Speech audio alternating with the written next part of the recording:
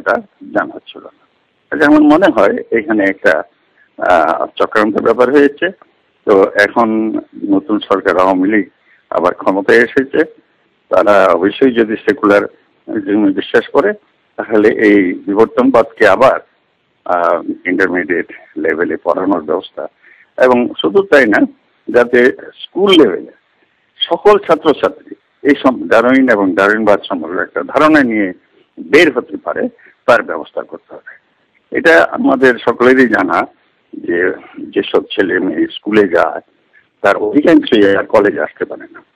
এখন স্কুল ছেড়ে যাবে, বিবর্তনবাদ থেকে সম্পর্কে কিছুই জানবে না, এইটা কিন্তু আমাদের জন্য একটা ভালো জিনিস হবে না। আসলে এর ফলে এই মৌলবাদ অনেক শক্তিশালী হওয়ার সুযোগ পাবে।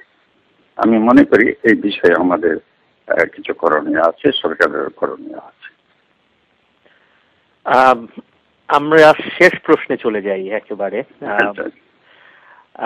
বাংলাদেশের মতো একটি দেশে কারিকুলামের বাইরে সাধারণ মানুষের মাঝে ডারউইনকে যদি আমরা জনপ্রিয় করতে চাই, বা ডারউইনের এই তত্ত্বটিকে, যেটা বৈজ্ঞানিক মহলে একেবারেই এটা খুবই এস্টাবলিশড একটা তত্ত্ব, তো সাধারণ মানুষের কাছে যদি সেটা জনপ্রিয় করতে চাই তাহলে আমাদের কিরকম কার্যক্রম গ্রহণ করা উচিত বলে মনে করেন?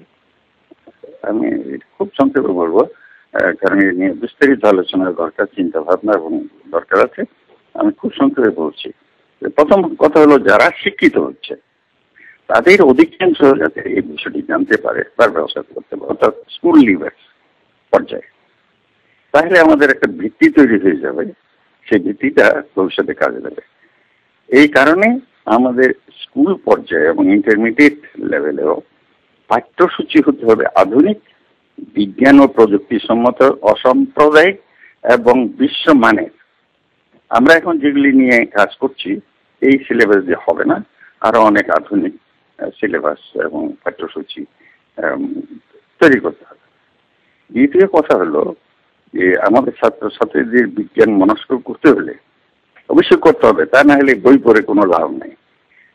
সেই জন্য তাদেরকে বিজ্ঞান কিভাবে কাজ করে, বৈজ্ঞানিক পদ্ধতি কি, এই সম্পর্কে জ্ঞান দিতে হবে, যেটা এখন আমাদের এমনকি মাস্টার্স ডিগ্রি লাভ করেও বিজ্ঞানে হয় না। যেমন ধরেন আমি বলি যে প্রকৌশলী বিজ্ঞান যারা পড়ে বা ডাক্তার যারা হয়, তারা কিন্তু এই বিবর্তন সম্পর্কে কোনোই ধারণা ধরেনি, এবং এই কারণেই তারা উচ্চশিক্ষিত হওয়ার পরেও, অত্যন্ত আধুনিক শিক্ষা পাওয়ার পরেও তারা কিন্তু অধিকাংশই তাদের মধ্যে মৌলবাদের প্রভাব আছে। এবং এই জিনিসটা হওয়ার আমরা যদি বন্ধ করতে চাই, তাহলে তারা যখন স্কুল পর্যায়ে থাকে তখনই তাদেরকে বিবর্তন বিদ্যা এবং বিজ্ঞান কিভাবে কাজ করে, বৈজ্ঞানিক পদ্ধতি কিভাবে কাজ করে, এগুলি পড়ানোর ব্যবস্থা করতে হবে, অবহিত করতে হবে, যথেষ্টভাবে অবহিত করতে হবে। 3 নম্বর জিনিস আমি যেটা মনে করি যে আমার সাবজেক্ট উদ্ভিদ বিজ্ঞানকে এইভাবে বিবর্তন বিদ্যার থেকে দূরে রাখা খুব ভুল হবে। আসলে বায়োলজি এবং জুলজি বা প্রাণীবিদ্যা, উদ্ভিদবিদ্যা, এইভাবে জীববিদ্যাকে ভাগ করাটাই অন্যায়। আমরা হলাম স্প্লিটার, আমরা সব কিছুকে ভেঙে টুকরা টুকরা করি। বিদেশে কিন্তু তা নয়। আসলে জীব বিজ্ঞান বলেই আলাদা ডিপার্টমেন্ট থাকলে ভালো হতো। আর যদি তা নাই হয় তাহলে উদ্ভিদ বিজ্ঞানেও যাতে বিবর্তন বিদ্যা পড়ানো যায়, এবং তাতে যাতে মানুষ সহ সকল জীবের এই বিবর্তনের কথা আনা যায়, সেরকম একটা ব্যবস্থা করতে হবে, যেমন আমি আমার ডিপার্টমেন্টে করেছি। তো অন্যান্য বিভাগে হ্যাঁ, এটা তো এখন খুবই ইম্পর্টেন্ট একটা জিনিস যে আমাদের বিজ্ঞানগুলো এখন একে অপরের সাথে একেবারেই সম্পর্কযুক্ত হয়ে পড়েছে। প্রাণের যে উৎপত্তি, ওটাতে আরো বেশি আমরা ওটা বুঝতে পারি যে বিজ্ঞান এবং রসায়নের মধ্যে যে সম্পর্ক, সেটার সাথে বায়োলজিকে যদি না মেলানো যায়। আমার একটা খুব অন্যরকম কৌতূহল ছিল যে আমি যদিও বলেছিলাম যে ওটাই শেষ প্রশ্ন, আমি লাস্ট আর একটা প্রশ্ন করি আপনাকে, যদি কিছু না মনে করেন, যে ডারউইন কিন্তু কখনো নিজেকে ওভাবে যে নাস্তিক বা ওরকম ধর্মবিরোধী ওরকম ঘোষণা দেননি, অথচ মৌলবাদীরা অনেক সময় এটাকে বলেন যে এটা একটা ধর্মবিরোধী তত্ত্ব এবং এটার পড়লে সবাই নাস্তিক হয়ে যাবে। এটার যদিও পক্ষে বিপক্ষে অনেক কিছু আছে, যেমন অনেকে বলেন যে ডারউইনের তত্ত্ব আমাদের যে সৃষ্টির যে ডিজাইন আর্গুমেন্ট সেটাকে একেবারে বাতিল করে দিয়েছে। তো এই সমস্ত দৃষ্টিকোণ থেকে কি আপনি মনে করেন যে এটার কোনো দার্শনিক একটা ইমপ্লিমেন্টেশন আছে বা দার্শনিক একটা প্রভাব আছে সমাজে? হ্যাঁ, আছে। আসলে কিছুটা এখানে আমি বলবো কনফ্লিক্টও আছে। আমি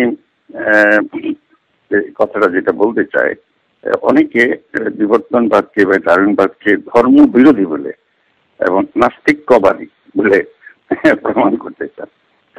আসলে বিবর্তনবাদ বা বিজ্ঞানের হোল তাদের নাস্তিক বা আস্তিক তৈরি করা কোনো কাজ না। বিজ্ঞানের কাজ এটা নয়। বিজ্ঞানের কাজ হলো বাস্তবতাকে তুলে ধরা। ডারউইন ঠিক এই কাজটি করেছিলেন জীববিজ্ঞানের ক্ষেত্রে, জীবজগতের ক্ষেত্রে। এই কাজে তিনি নিজেকে নাস্তিক ঘোষণা করার কোনো প্রয়োজন মনে করেন। বিবর্তনবাদ ধর্মকে বাতিল ঘোষণা করায় আগ্রহী নয়, ডারউইনও তা করেননি। অথচ এইসব কথাই আজ বিবর্তনবাদের বিরুদ্ধে, ডারউইনের বিরুদ্ধে প্রচার করা হচ্ছে।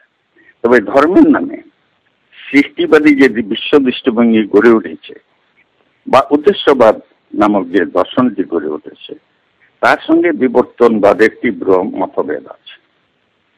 ডারউইন এখানে কোনো আপোষ করেনি।